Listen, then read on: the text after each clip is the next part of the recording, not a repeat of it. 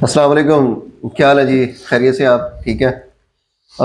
Phase 8 extension के हवाले से बात करना चाह रहे थे। उसमें जो काफ़ी लोगों की तरफ से एक बार बार पूछने वाली जो चीज़ है, वो दो चीज़ें थी। एक, लोग ज़्यादातर जो पूछ रहे थे वो ये था कि जो बैरिया के डेवलपमेंट चार्जेस बैरिया ने लगाए हैं वो हमने पे कैसे करने हैं।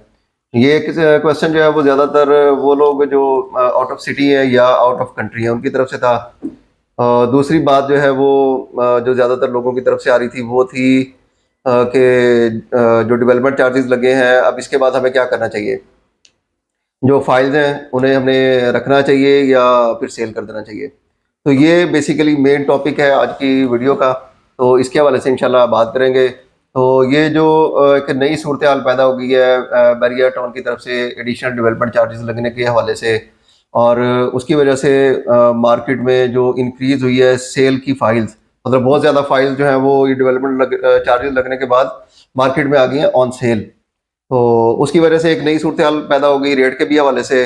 और फिर जो परचेज़र था वो भी मार्केट से गायब हो गया, सेलर ज़्यादा होने की वजह से उसका रेट डाउन हो गया। तो ये एक सिचुएशन है। और इस सिचुएशन में जब लोग सेल करने की तरफ जाते हैं फाइल, तो उन्हें उस तरह का रेट नहीं मिल पा रहा होता।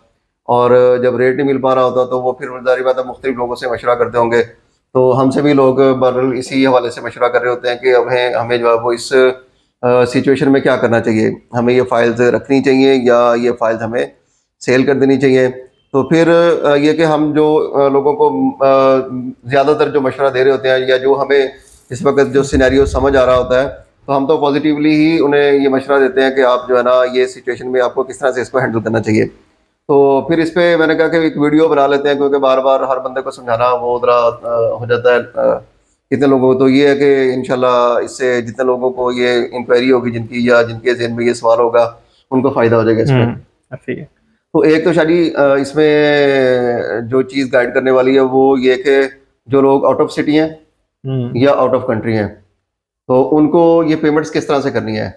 और इस पेमेंट्स के करने में अगर हम इसमें क्या सर्विसेज प्रोवाइड कर सकते हैं। ठीक है, अगर लोग चाहते हैं कि जी आप हमें ये इसमें कुछ अरेंज कर दें इस पेमेंट करने के हवाले से, उनके लिए आसानी कर सकते हैं, तो उसमें हम क्या सर्विसेज प्रोवाइड कर सकते हैं। और दूसरे जो एक बड़ा मेन इनका जो सवाल आ रहा होता है वो फाइल्स को सेल करना चाहिए या रखना चाहिए। सही है। इस हवाले से ये दो चीज़ें हैं। तो पहले आप काइंडली ये बताइएगा कि पेमेंट्स कैसे करनी है लोगों ने? अस्सलाम वालेकुम। देखें 2-3 चीज़ें इसमें हैं कि लोग कहते हैं कि जी हम अभी तो मैक्सिमम लोगों को ये भी नहीं पता कि डेवलपमेंट चार्जेस लग गए हैं। हाँ, आज की आज भी सिचुएशन कुछ है, कॉल्स देखें। ऐसी हाँ, आई कि जी वो कह रहे हैं कि हमें मैसेज आपके नहीं आया अभी तक। डेवलपमेंट चार्जेस लग गए हैं, हमें मैसेजेस नहीं आए। तो इसमें तो मेरे ख्याल बैरिया को भी आपको एक देना चाहिए मशवरा कि हाँ जी, मेहरबानी करें कि लोगों को। आप हाँ जी। हमें दूसरों से या फिर हम लोगों को XYZ स्टेट से पता चल रहा हाँ। है। आप लोगों का इसमें क्या कमाल है कि आप लोग नहीं बता पा रहे। हम्म। तो उसमें कुछ बहरहाल ये भी होता है कि अक्सर लोगों के नंबर जो है वो मिसप्लेस हो जाते हैं, ऑफ हो जाते हैं। नंबर जो है जो रजिस्टर्ड नहीं होते पीटीए की तरफ से, बहुत सी चीज़ें ऐसी होती हैं कि उनको इंटीमेट नहीं हो हाँ, सकते बंद भी वो। हो जाते हैं, बाज़ जी, लोग ऐसे होते ही हैं है। नहीं, यहाँ पे इश्यूज हो जाते हैं इस तरह के। अच्छा, इसमें 2 चीज़ें ये हैं कि एक तो पहला सवाल आपका ये था कि कैसे पता हाँ, चले कि भाई पेमेंट्स कैसे कैसे करनी है? पेमेंट कैसे करनी जी है? बिल्कुल। खास और तौर पे उसमें वो हम लोग क्या जो किरदार। मतलब पिंडी में नहीं है, जिनकी जी, आउट ऑफ एक्सेसिबल सिटी नहीं हैं। है जी, आउट ऑफ सिटी है। अच्छा, इसमें 2 चीज़ें हैं। इनके बहरिया टाउन के 2 या 3 बैंक अकाउंट्स हैं जिसके अंदर आप ट्रांसफर्स करवा सकते हैं। एक तो मेजर जो इनका है वो है यूबीएल। हम्म। ठीक है। उसमें हम लोग ये कर सकते हैं कि आप हमें रजिस्ट्रेशन नंबर वगैरह अपनी दें। हम आपका चालान फॉर्म जो है निकलवा कर इंस्टॉलमेंट प्लान का, वो हम आपको 1 या 2 जो भी हैं, आप अगर कहते हैं कि जी हमें 2 इकट्ठा निकलवा के भिजवा दें, हम्म। हम आपको 2 इकट्ठा निकलवा के भिजवा देंगे। हम आपको टीसीएस कर देंगे, हम आपको बाय पोस्ट कर देंगे, हम आपको किसी भी तरीके से आप तक पहुंचा देंगे। उसके हम नॉमिनल कोई सर्विस चार्जेस ले लेंगे। ज़ाहिर बात है, क्योंकि आप तक पहुंचाने के लिए हाँ जो जी। चीज़ें बीच में कैरियर है, टीसीएस है या कोई और भी वैसे लेपर्ड का भी जिस बंदे ने जाना है आना है आना वो है, उसका उसके टाइम कुछ तो लगेगा नॉमिनल ही। चार्जेस होंगे, हाँ वो जी। इतने ज़्यादा चार्जेस नहीं है। वो कोई भी हम लोगों से ऑन कॉल पूछ सकता है, हम इस पे बताना मुनासिब नहीं समझते।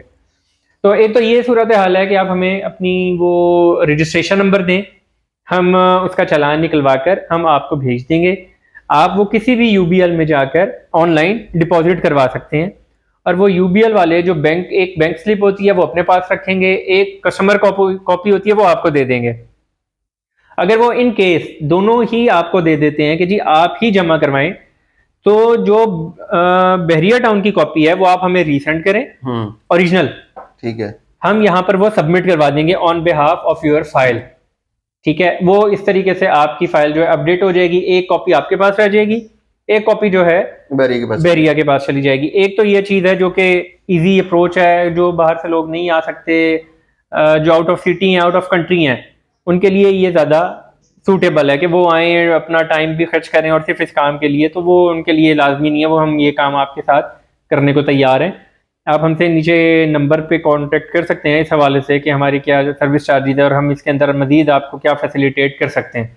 एक तो ये चीज़ है। एक तो ये है ना कि हम उसमें क्या, एक ये है कि जैसे कोई बंदा चाह रहा होता है कि वो अपनी सिटी में जाके, जैसे अगर वो खुद यूबीएल बैंक चला जाता है, तो ये जो स्लिप्स होती हैं पेमेंट्स की, जिसमें एक बैरियर को जानी होती है, एक क्लाइंट के पास रहनी होती है, एक बैंक के पास चली जाती है, तो वो वहां से उसे मिल जाएगी या नहीं मिलेगी? नहीं मिलेगी अरशद भाई। उसका मसला ये है, वो जिस प्लॉट के अगेंस्ट होती है ना, वो निकलता है बहरिया टाउन से, ये आपको भी पता है। वो बैंक से नहीं निकल सकता।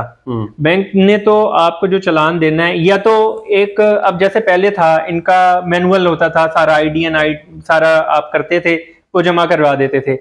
उसके बाद उन्होंने, आपको भी पता है, ये सारी की सारी जो चीजें बंद कर दी हैं। कंप्यूटर जनरेटेड देते हैं। उसके ऊपर आपका कंप्यूटर जनरेटेड ही आईडीएन होता है, प्लॉट नंबर, आपका नाम वगैरह। अगर वो सब कुछ यहाँ पे आपको करना है, फिर तो आपको इधर ही आना पड़ेगा, क्योंकि बहरिया अपना सेटअप सारा का सारा आउट ऑफ सिटी तो नहीं दे सकता ना किसी भी यूबीएल वालों को, तो वो तो आपको इधर ही करना पड़ेगा। हाँ, इन केस अगर वो कहता है कि जी हमने अपने स्लिप्स वहां पे डिपॉजिट स्लिप्स रखवा दी हैं हर यूबीएल ब्रांच में पूरे पाकिस्तान में, तो फिर तो आपको खुद ही फिल करनी पड़ेगी। आईडीएन नंबर, प्लॉट नंबर, किस्त नंबर, ये आपने खुद ही लिखना है, फिर तो आपके लिए बहुत इजी काम हो जाएगा। डिपॉजिट स्लिप अवेलेबल होंगी या नहीं? मेरा नहीं ख्याल कि होंगी। इसीलिए मैंने पहली बात ये की थी कि हमारे थोड़े नॉमिनल चार्जेस होंगे। नॉमिनल चार्जेस इसीलिए थे कि हम उधर जाएंगे, आपकी रजिस्ट्रेशन नंबर दे के पूरा का पूरा वो प्रोसेस करवा के कंप्यूटर जनरेटेड स्लिप आपको टीसीएस करेंगे हम, ठीक है, तब वो आप तक पहुंचेगी, फिर आप यूबीएल ब्रांच में वो जमा करवा सकते हैं। कि पेमेंट तो उन्होंने खुद ही करनी है, वो स्लिप पेमेंट तो देखें, अगर वो हमें देना चाहें, इतना ट्रस्ट हम पे करते हैं, क्या वो हमारे अकाउंट में पैसे भेज दें, अकाउंट टू अकाउंट, हम वो करके स्लिप भी उनको भेज देंगे, टीसीएस कर देंगे, अगर वो ये करना चाहें। क्योंकि बहुत से लोग झिझकते हैं कि जी हम तो आपको नहीं जानते ऐसे, तो वो हमें जो चार्जेस देंगे वो तो बेयर कर सकते हैं, और हम लोगों ने वो देने हैं, सर्विसेज देनी है।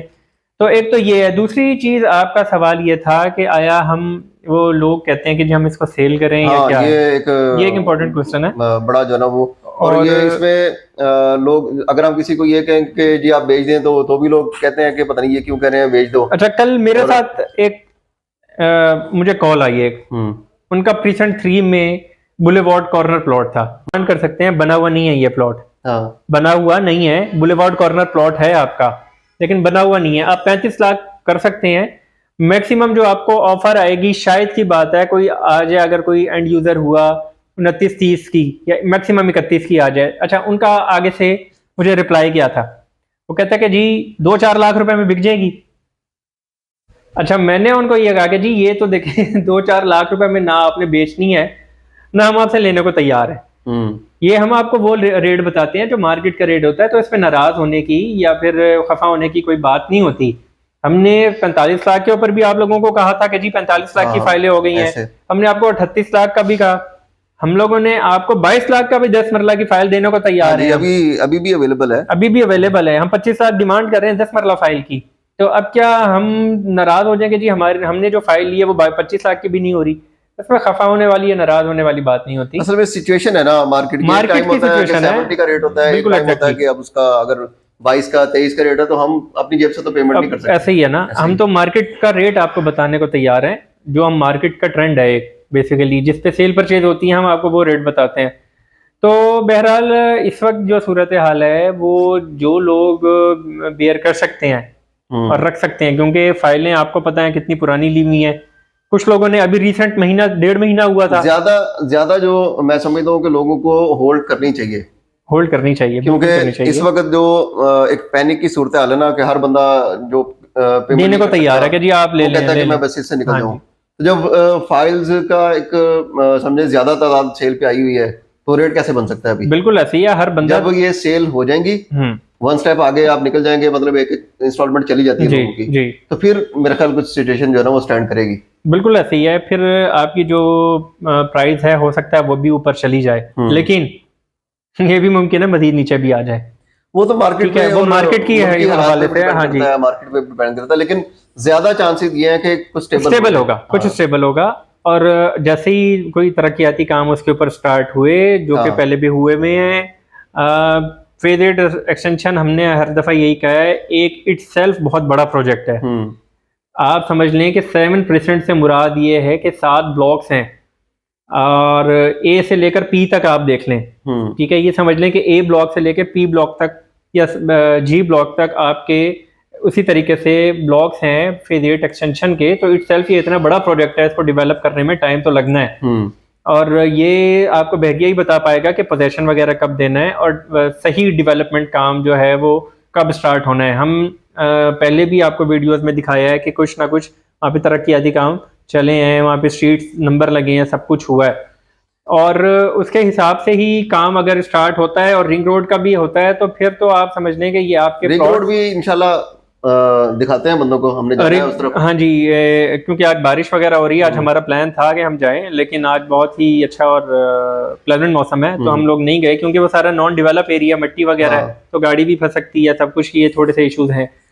तो इंशाल्लाह वो भी हम आपको दिखाएंगे। ये भी बताएंगे कि फेज 8 एक्सटेंशन के बेनिफिट्स क्या हैं आप लोगों को, कि हम लोग क्यों आप लोगों को कह भी रहे हैं कि इसको रखें।